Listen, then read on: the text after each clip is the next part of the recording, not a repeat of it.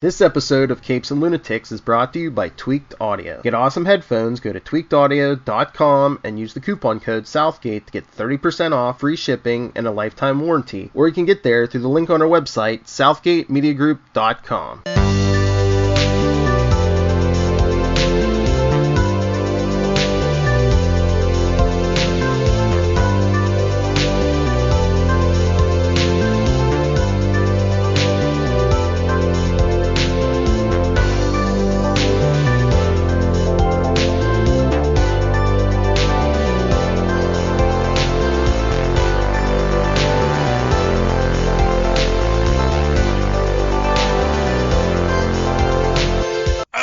Me hearties, and welcome aboard once again to Full Stream Ahead. Arr, I'm the captain of this ship, Charlie, the Professor Esser, and with me as always is my skinny rich friend. It's Mozz. Hey Mozz, welcome back to Full Stream Ahead. This season's great show we're talking about is, of course, I Am Not Okay With This on Netflix. Tonight's episode, Season 1, Episode 2, The Master of One, F*** K. After Dinah ditches her for Brad, Sid spends the afternoon with Stan and learns there's more to him than she thought. Our director once again is Jonathan Entwistle. Writers again are Christy Hall and Jonathan Entwistle with... with Charles S. Forsman as our comic book creator. All right, now, Jonathan and Christy, of course, get our developed by teleplay by Christy Hall. Oh, this teleplay was by Christy Hall exclusively. There we go. All right, now, this is neat. This is where we get the weird sexual dynamics, and also the tragedy of thigh pillows. This is great. It's like almost the entire episode is just, their quote unquote date, and it's adorable the whole way through. It is nice. And we also get, so the basic plotline we got in this is, of course, our heroine is sent to do some grocery shopping. We get some nice scenes early on with Liam and Sydney. Liam talking about his beloved hedgehog. Yeah. And he knows he's a hedgehog. You get that great scene with him or her telling him that I have superpowers. He goes, "Oh yeah, can you just make something happen with your mind?" And she, the toast happens to pop up. It's a great little moment. Yeah. It's great, and what's great about it is the toast also kind of really pops out of the toaster, to the point where it kind of scared Sydney. Yeah. And I do think that is meant to be that kind of hint that, there is something going on here, and of course, even now she is denying it because she's like, oh man. When she goes through her little diary thing, I was sitting here convincing myself that, I broke the wall yesterday, when in truth it's just we live in a cheap old house with a bad foundation and yada yada yada. Yeah.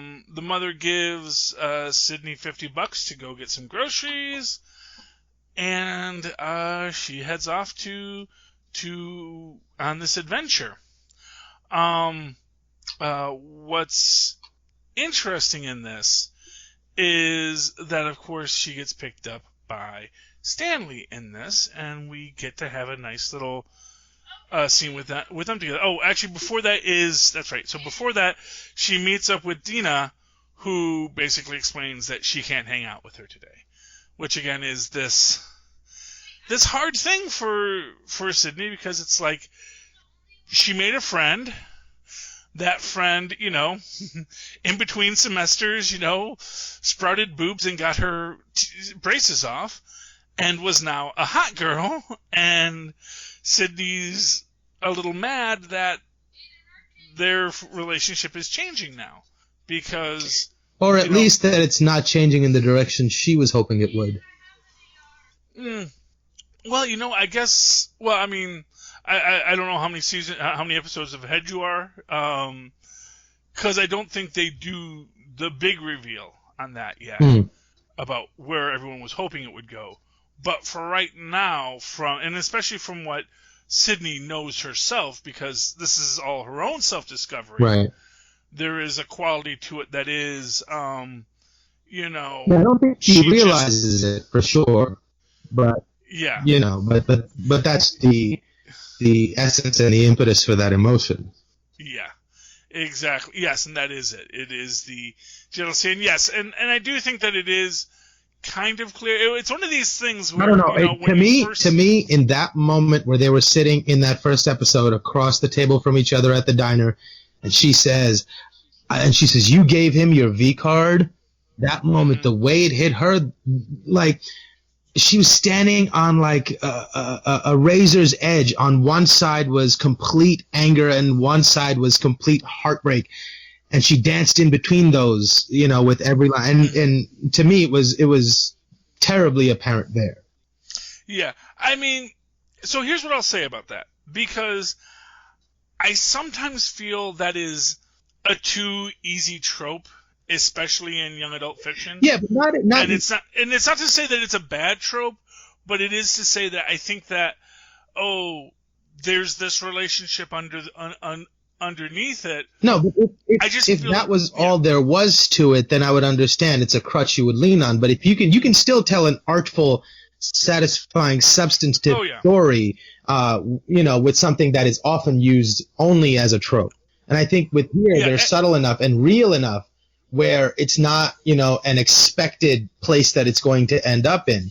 Well, yeah, and this I think is the point with this episode, is that it is a self-discovery. It is a thing where, even though we're getting the hints and we as an educated audience can see, that's where they're going, they kind of give us a curveball in this episode, because we get, okay, she actually kind of likes Stanley, and, and you kind of have that Zelda Gilroy, Dobie Gillis kind of, two oddballs finding each other kind of story of propinquity. But that's what's beautiful about it, because it's not, formulaic. It's not like, they're giving us this almost perfect day, and where these people really open up to each other, and everything else works except for that. Well, I mean, although within this episode we don't get right. Well, okay. I've seen the next episode, but I mean, but that's, I think, what makes it really interesting and really fun, because you don't know what's going to happen, because they've already shown you turn after turn that it's not your expected story. It's going to be something more grounded in real life situations. Oh, yeah, and there is a lot that is going to get revealed as we go on, because that is what I think really makes this such a powerful show, is that we are going to hit these really interesting tropes as we go through this. Stuff that is clearly just, such a 90s comic book kind of thing that you might see in it. Stuff that happens, but then it's going to be... But it is almost, one way I would actually present it, it's like, almost like the idea of, how Watchmen tries to say, well, what if superheroes were real? Yeah. And this is sort of like, what if comic book tropes kind of had to play out in real life? And there are certain qualities of this as we get the revelations about her and how that relates to her father's suicide and where these powers come from, and all these things that where it does give off this idea of, oh wow, that sounds like a completely different comic book series. Like, these are like, there's something else that's going on with these characters. Again, something we said last episode was that, one of the things that's great about this is you honestly feel like any one of these characters could be the star of their own series. Any one of these characters has a story that we're only seeing the crossover for, you know? That there's a whole other series out there for all of these characters, and they're the protagonists of that series, and now they were doing these very special crossovers with Sydney's story, but in general, they still have their own stories. They still have their own tales that are being told. And that's what gives it the realism. You never feel like these characters are, in stasis until the protagonist or comes. only as pegs holding up, the wonky leg of the table. Mm-hmm. Exactly. And we know from this that Stanley, has a whole life. He has what he does for a living, which is he sells weed to basically his cousin and a couple other guys, which is kind of weird because it's sort of like, where's he getting the weed from? I've always, because it doesn't seem like he's growing it, so he must be buying it from a wholesaler. Yeah, I mean, he must have an older brother who grows or an older cousin who grows. Yeah, but then why wouldn't the other cousin just go to that guy? That's what's weird to me. It's like he obviously knows a guy who he buys it from. Although, for all I know, it's like Mary Kay. Exactly. I'm gonna sell you the pot, and then what you do is you hire other people to buy your bulk pot, and then you get yours for free. It out. Exactly. Well, or you get their piece of their pot, and because you of course when you do a drug deal, obviously you pay up front for the full amount of the cash. So so I'm guessing So I guess not if you know somebody, I guess. Well, I mean, I would assume I wouldn't have imagined that's a business that works a lot on credit, but but that's me. I mostly just buy beers. I can say I've never purchased marijuana, mostly because I don't know where they sell it. That's about to change. And I'm sure it wouldn't be that hard to find. Change. Yeah, but that's true. Yeah, you'll know exactly. I don't think that would make me buy it though. It's like I guess it's there, but no. But I'm saying if that was your only holdup, that's about to change. Yes, well, this is true. Well, yeah, I think I'm too old to start a new drug. It's like right now I'm trying to deal with my old drugs. Fair enough. Anyway, but moving right along. But we get this story, and we do see. Do they go to the football game? Yeah, this episode, what a great scene that is too. Oh yeah, and again this idea where she goes, well, if I had to be with anybody, I guess he's not that bad of a person to hang out with, And you get subtle reminders to herself throughout the episode of how she's a little weird too, and she knows this. And so it's really about, are you ready to admit to yourself that the reason you don't like this person is because you see a bit of yourself in them, and maybe that's what should draw you to them. Yeah, and that is kind of sweet and delightful. And do we get the injury in this episode? Which injury? On the football. Oh, field? Yes. That is this episode, yeah. Which is, again, one of these things. And again, one of these moments where you're like, wait, did she do that? Or is that just something that happens? Yeah, she didn't seem like she was too emotionally moved in that moment to have caused it. Yeah. So I don't know if it was her. But I love the perspective he takes on it. He goes, this is theater. It's Shakespearean. This is all these jocks. This is the best their lives will ever be. So I get to watch, them. And he put such an interesting spin on it. I just found that fascinating. Yeah, it is delightful. And of course that's he found the unwitting theater of the situation. Yeah, of course that's what every stoner nerd says. And, that's also true. It's like if you apply yourself, you'll be the guy that leaves town. But it's entirely possible you'll be selling him pot. Yeah, well, maybe that's what he was really doing there. But no stoner, pothead would actively go and watch a football game because I don't think they would be so philosophically evolved as to be able to find amusement from that source as he was. Mm-hmm. That's a very sophisticated thread to follow, to find amusement in something at that level, Yeah. I can see that. Although, again, like one thing I've learned in my life going through a lot of blue-collar jobs and a lot of, sports-collar jobs, as it were, there are a lot of intellectuals who, for want of a nail, never make it out of town, never make it cross-country, never get to be whatever that dream of their intellect was ever going to be. and they wind up at a loading dock somewhere spouting philosophy. And nothing wrong with that, and it's a good living and decent job, and sometimes it's even union. And there are a lot of guys like that, but in its own way, the self-educated polymath who works a blue-collar job is a very real thing. I was on that track for a good portion of my life before I decided to move out east and pursue the business of show. But a lot of people never get the guts to do that and never decide to leave their hometown that way.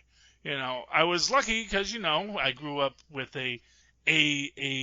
parents who were both very cosmopolitan, both grew up in big cities, and, raised me to think about life in a city, whereas a lot of kids don't get that. They grow up in a town that's, where it's, well, this is the town we're in and this is what we do. And if you don't have a calling where you can say, oh, my goal is to write, my goal is to create, my goal is to work this kind of job, this is what interests me.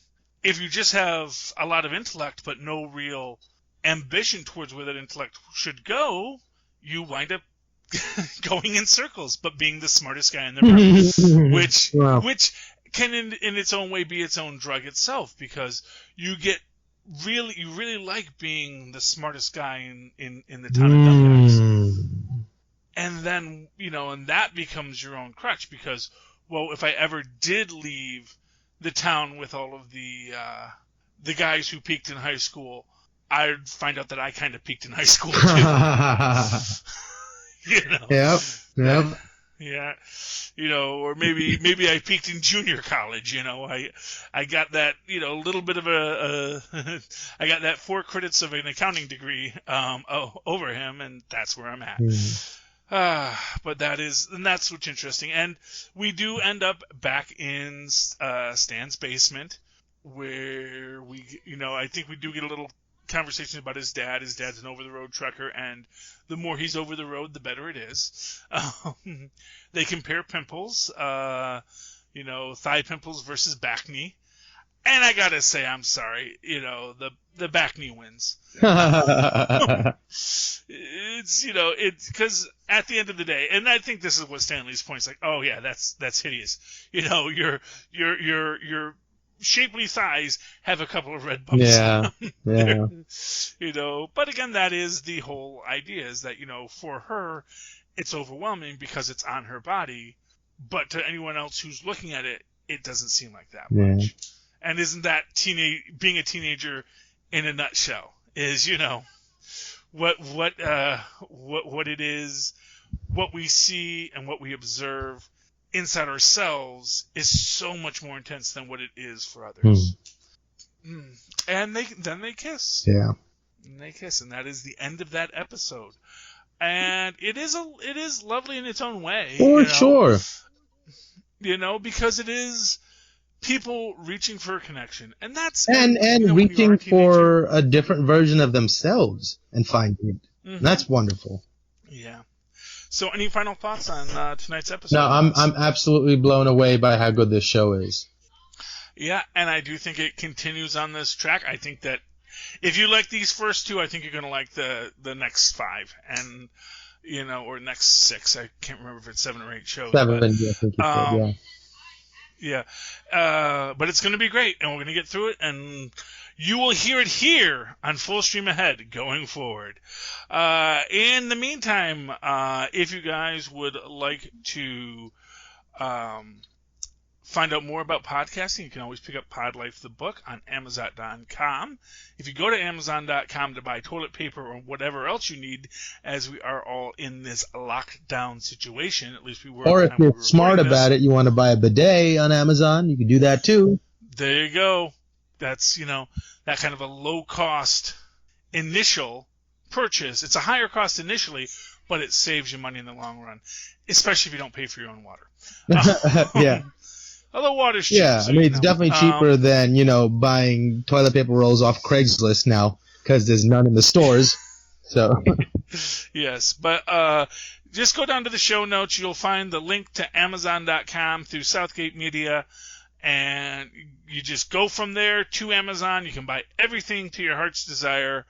You pay nothing extra. We get a couple of shekels for sending you there, and we'd appreciate it. In the meantime, I'm sure you heard a Tweaked Audio ad at the start of this, so maybe buy yourself some Tweaked Audio, or Catch a Killer, which is another one of our sponsors here on Southgate Media. We got lots of them, so just listen. Phil will tell you what it was at the start of the show. In the meantime, if you'd like to reach out and talk to Mozz, how can they do that, Mozz? They can email me at mozzmanzoor@gmail.com or find me on Facebook under Mozz Manzoor. That's MOZZMANZOOR. And, of course, if you'd like to write to me in that old-fashioned email way, the way our Mozz and Paz once did, do so at superconnectivityblog@gmail.com. That's superconnectivityblog, all one word, at gmail.com. And, of course, follow me on the Twitter as I live tweet Agents of S.H.I.E.L.D. when it comes back, which me and Mozz will be broadcasting on Enough Said. At Charlie Esser, that's CHARLIEESSER. Look for the 2 E's right there in the middle. For quality. Bing! Thank you, Mozz. All right, ladies and gentlemen, thank you for joining us once again here as we sail the wine dark seas of Netflix. Please join us next week as we sail full stream ahead. Arrgh.